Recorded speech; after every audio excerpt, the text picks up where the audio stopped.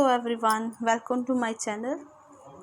Guys देखिए, आज के टाइम पे अगर आप न्यूज़ इसको थोड़ा ध्यान से सुन रहे हो, जहाँ आपको एक पता है, हम सब जानते हैं कि एक इस टाइम पे बहुत इम्पोर्टेंट मुद्दा है जो वो कौन सा है, वन नेशन वन इलेक्शन का। ठीक है, ये टर्म जो है, ये जो प्रेजेंट गवर्नमेंट है उन्होंने ये डिसाइड किया था। ठीक है, इवन कि ये जो टर्म है ये काफ़ी टाइम न्यूज़ में आती भी रही है और प्रीवियसली भी हम जानते हैं।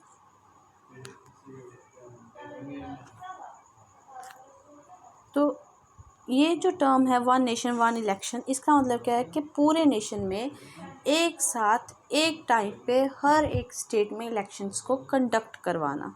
ठीक है, क्योंकि अभी हम देखते हैं कि जो हमारा प्रेजेंट सिनेरियो है इलेक्शंस को कंडक्ट करवाने का, तो वो क्या है, वो अलग अलग जगह पे अलग अलग जो चीज़ें हैं वो चलती हैं। ठीक है, कभी अगर जैसे JNK में पिछले कुछ सालों से इलेक्शंस हेल्ड ही नहीं हुई हैं। पंजाब में अभी हमने रिसेंटली डेज में देखा, पहले हमने आंध्र प्रदेश की देखी, फिर कर्नाटक की देखी, एंड देन उसके बाद तेलंगाना की देखी।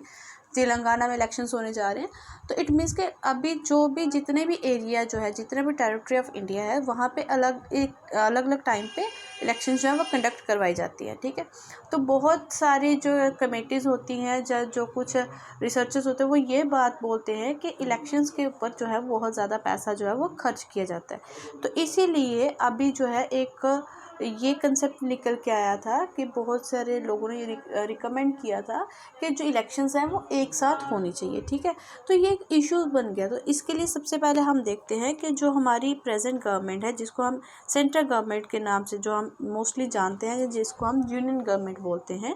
ठीक है, तो इसने क्या किया था, एक कमेटी सेट की थी जिसके जो लीडर थे, जिनके जो चेयरपर्सन थे, वो कौन थे, हमारे जो रामनाथ कोविंद थे। ये कौन है, हमारे फॉर्मर प्रेसिडेंट ऑफ इंडिया रह चुके हैं। ठीक है, तो ये बोलते हैं कि जो स्टेट असेंबलीज और जो लोकसभा है, उनको क्या उनके जो पोल्स हैं, क्या हम एक साथ करवा सकते हैं या नहीं करवा सकते। तो ये पूरी की पूरी जो कमेटी थी, ये कितनी थी, 8 मेंबर्स की हाई लेवल की कमेटी थी, जो पूरा चेकआउट करेगी वन नेशन वन इलेक्शन के आइडिया को, और इसके ऊपर क्या देगी, रिकमेंडेशन देगी। ठीक है, तो लॉ मिनिस्ट्री जो है उसने 7 टर्म्स ऑफ रेफरेंस दिया था पैनल के लिए। तो इसने ये बोला था कि रिकमेंड किया था कि अगर कॉन्स्टिट्यूशनल अमेंडमेंट्स जो है वो चाहिए, किसके लिए, फैसिलिटेट करने के लिए साइमल्टेनियस इलेक्शन को। मतलब कि अगर हमें कंट्री में साइमल्टेनियस इलेक्शंस करवानी है तो हमें उसके लिए क्या चाहिए, रेक्टिफिकेशन चाहिए स्टेट्स के। ठीक है, यानी कि स्टेट्स की मंजूरी उसमें है या नहीं है, वो सारा एक जो रेक्टिफिकेशन का प्रोसेस है वो चलना चाहिए। ठीक है, और इसके लिए वो बोलता है कि कॉन्स्टिट्यूशन अमेंडमेंट की क्या पड़ेगी, ज़रूरत पड़ेगी। तो देखिए, लॉ कमीशन ने इसके ऊपर क्या कहा था। तो अगस्त 2018 की अगर हम बात करें, तो लॉ कमीशन ऑफ इंडिया, जिसके चेयरपर्सन थे जस्टिस BS चौहान, उन्होंने एक ड्राफ्ट बताया था कि जिसपे होता था कि लगातार जो इलेक्शंस है वो पॉसिबल नहीं है जो एग्जिस्टिंग फ्रेमवर्क है कॉन्स्टिट्यूशन का। ठीक है, चाहे आप कॉन्स्टिट्यूशन को देखो, क्योंकि कॉन्स्टिट्यूशन ऑफ इंडिया में क्या है, फेडरल स्ट्रक्चर है। तो इसलिए इन्होंने ये बोला था कि हमें क्या करना पड़ेगा, सही तरीके में अगर हम इसको करना चाहते हैं तो हमें अमेंडमेंट करना पड़ेगी कॉन्स्टिट्यूशन के अंदर, जो representation of the people's act है 1951 का। ठीक है, क्योंकि अभी तक जितनी भी इलेक्शंस कंडक्ट करवाई जाती है वो इसी एक्ट के अकॉर्डिंगली करवाई जाती है। ठीक है, और इसके साथ साथ जो rules of procedure of Lok Sabha है और स्टेट असेंबलीज का है, इस पर भी हमें क्या करना पड़ेगा, अमेंडमेंट्स करना पड़ेगी। तो इसी तरीके से जो कमीशन है, इसको ये बोला है कि कम से कम भी एटलीस्ट हमें क्या चाहिए, रेक्टिफिकेशन चाहिए 50% ऑफ द स्टेट्स की। यानी कि जितनी हमारी प्रेजेंट स्टेट्स है उसमें से 50% स्टेट्स अगर रेटिफाई कर देती है कि हाँ जी, आप किस कंसेप्ट के साथ चलो, वन नेशन वन इलेक्शंस के साथ, यानी कि साइमल्टेनियस इलेक्शंस जो है वो कंट्री में कंडक्ट होनी चाहिए, तो हम लोग जो है इस चीज़ को करवा सकते हैं।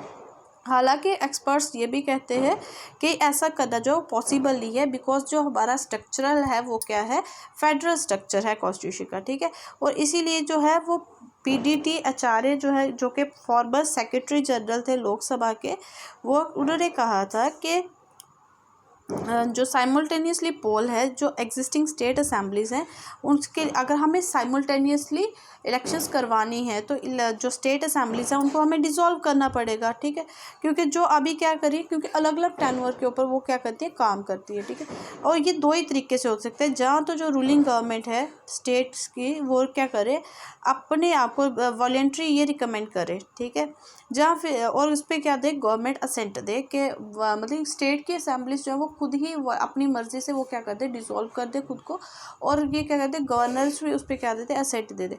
और या फिर किस तरीके से करवा सकते हैं कि अगर वहाँ की जो कॉन्स्टिट्यूशनल मशीनरी है, यानी कि वहाँ पे क्या है, किसी वजह से प्रेसिडेंट रूल लग जाता है, तो प्रेसिडेंट रूल लगाने के बाद आप क्या, सेंट्रल गवर्नमेंट, क्योंकि प्रेसिडेंट रूल लगेगा तो सेंट्रल गवर्नमेंट के पास पावर आ जाएंगी, तो इस तरीके से वो क्या कर सकते हैं, इस वहाँ की असेंबली को डिसॉल्व करके आप ये सारा प्रोसीजर करवा सकते हो। बोलता है हालांकि जो आज का सिस्टम है ये सारा करना जो है वो इतना ईजी नहीं है, बहुत ज़्यादा मुश्किल है, क्योंकि आर्टिकल इस जो सेकेंड वाला ऑप्शन है तो उसमें क्या बोलता है कि यूनियन गवर्नमेंट को क्या अमेंड करना पड़ेगा, आर्टिकल 172 अमेंड करना पड़ेगा, जो ये कहता है कि हर एक स्टेट की क्या होती है, जो हर एक लेजिस्लेटिव असेंबली है, जो जितनी जल्दी वो डिसॉल्व होती है, शेड कंटिन्यू फॉर 5 ईयर, वो 5 साल तक क्या करे, काम करे, जब उसकी क्या हो, फर्स्ट मीटिंग हो।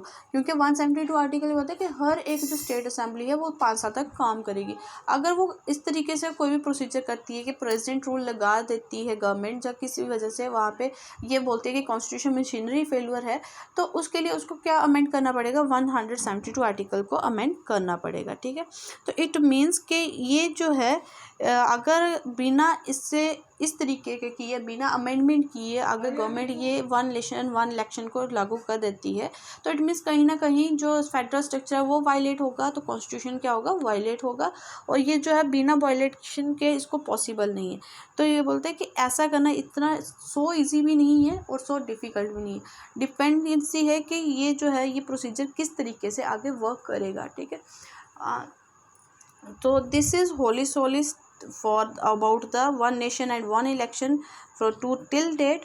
देखते हैं नेक्स्ट क्या प्रोसीजर निकल के आता है कि गवर्नमेंट इसको किस तरीके से इम्प्लीमेंट कर पाती है, जहाँ फिर ये जो है 1 नेशन 1 इलेक्शन जो है वो सिर्फ थ्योरेटिकल वर्क्स पे ही रह जाएगा। ठीक है, thank you, keep watching the channel, do like and share and subscribe, also make comment.